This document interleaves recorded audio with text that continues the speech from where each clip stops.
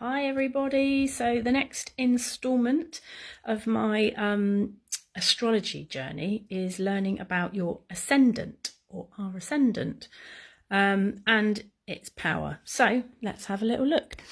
So far what I've learned is this. Our ascendant reflects basically how other people see us. So our external kind of demeanour, for want of a better word.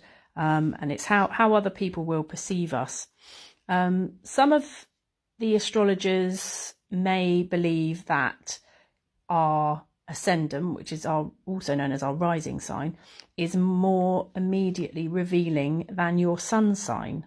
So whilst I'm a Cancerian, my rising sign is, what is it? I think it's Virgo. Hang on a minute. Yes, it is Virgo.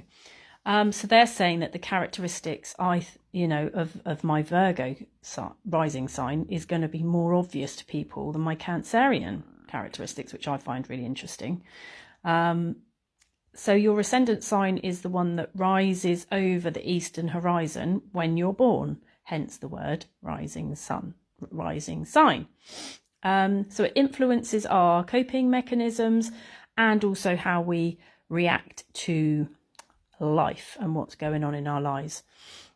So unless you know your ascendant, the interpretation of your horoscope is limited. So again, this keeps coming back to this whole thing around knowing each part and it not just being about our sun sign. So this again is going to give us more specific information about us. So you can't really have a truly personalised chart unless you know your ascendant. So again, in this book, I've highlighted loads of stuff and it says what sign is your ascendant. Sorry, I just had to give the screen a clean. It was minging. And then it goes through each of them. So if you know what your sign is and you want me to maybe take a picture of this or let you have a look at it, then more than happy to. So this is mine, Virgo ascendant. So this indicates an analytical outlook, which is definitely me. Though the degree of emotionalism depends on other influences in your horoscope, it is generally through the mind that you perceive the world. This is not to say you are cold and insensitive. Indeed, the opposite is true. For Virgo ascendants have deep and tender emotions and care a great deal about others. 100% accurate. However, it is the process of thinking logically that gives you the deepest satisfaction. Again, very true. You appreciate the finely tuned mechanics of sifting through facts and information. Very true. Finding the truth of the matter, introducing order and reason into almost any situation.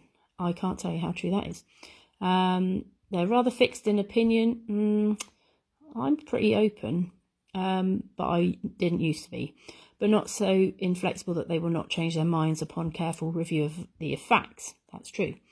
To you, the cardinal sin is to be ignorant of one's ignorance. A fault sometimes in your abilities to put things in perspective.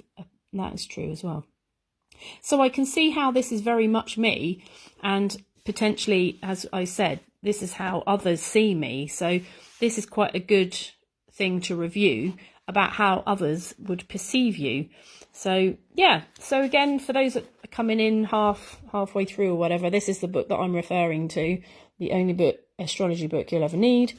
And the next section that I'm going to be talking about is you and the planets. So we're going to be having a look at all the different planets, how they all affect us. So keep watching, follow me, and do drop a comment if you want to know anything. I can look it up in the book.